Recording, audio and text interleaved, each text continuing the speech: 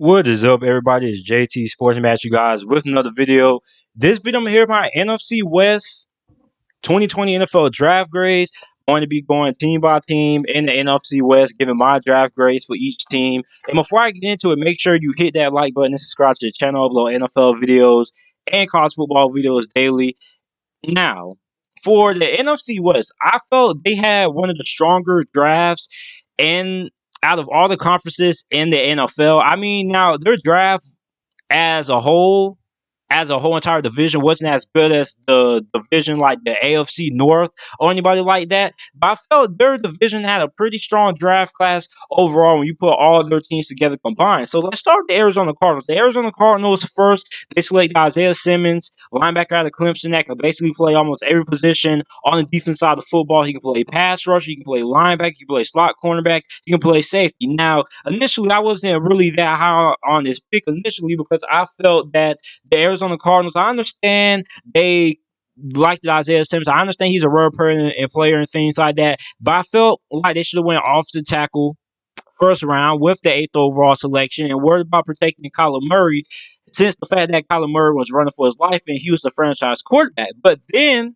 they end up selecting Josh Jones in the third round out of the University of Houston, who was a first round caliber offensive tackle. So that changes my opinion on the Isaiah Simmons pick a lot.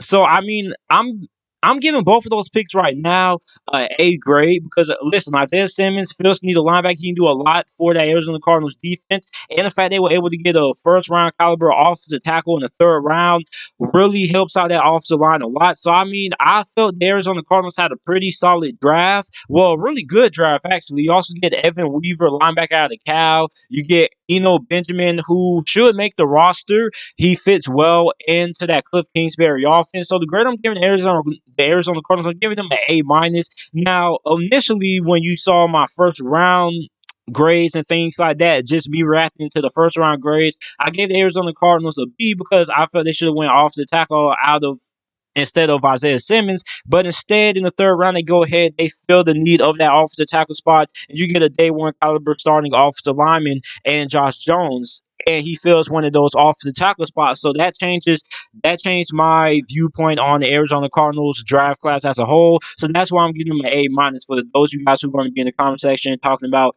oh, I thought you said the Arizona Cardinals were like a B draft grade or things like that. You see, my opinion changed because they addressed the need of the offensive tackle. So this is why I'm giving them an A minus. Now moving on to the Seattle Seahawks. So the Seattle Seahawks, a lot of people felt they were going to end up trading out of the first round, or a lot of people felt they were going to end up taking the offensive lineman with this pick versus what it didn't matter if it was going to be offensive guard or offensive tackle. A lot of people felt Seattle should have went offensive lineman here, but instead they select linebacker out of Texas Tech, Jordan Brooks with the 27th overall pick. Now, a lot of people heard rumblings about Jordan Brooks being rumored to go somewhere in the first round. Some people say he could go mid first round, late first round, and initially before the draft, like well, this wasn't even before the draft. Like before the draft, as we neared the draft, like a day or two before, that's when we heard the rumors of Jordan Brooks being maybe able to sneak into the first round. But initially, prior for most of the entire draft process,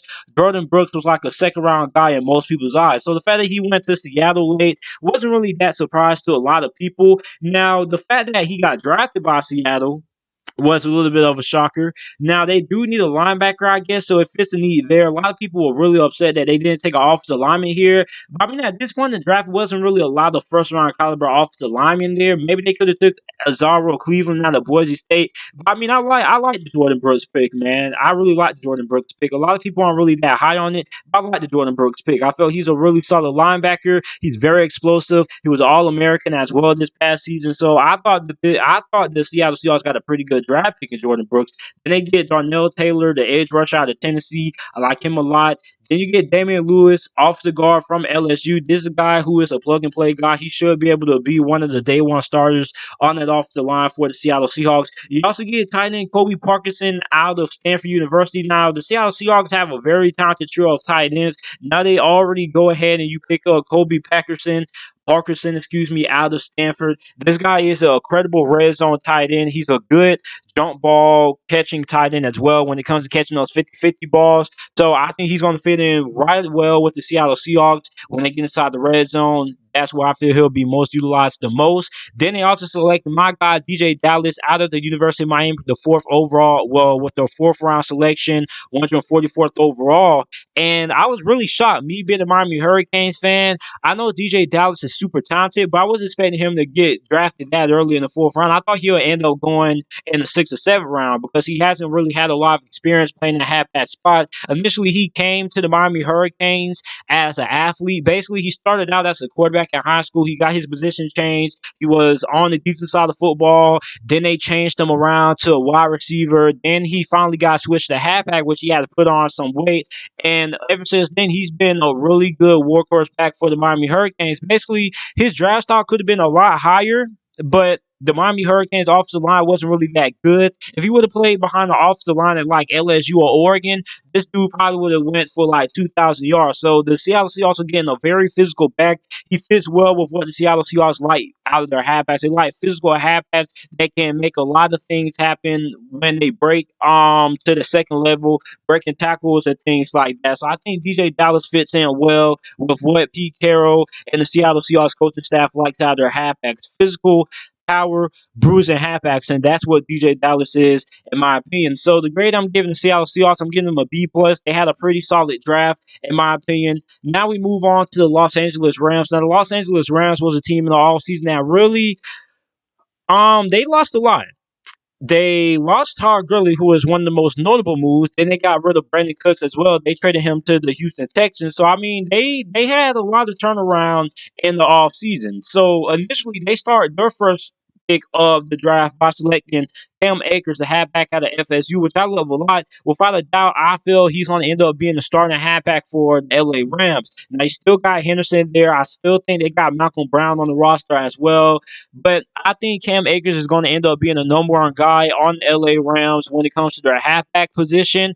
And Cam Akers, man, I mean, this dude literally carried the FSU offense last year. FSU really wasn't really that threat when it came to throwing the football.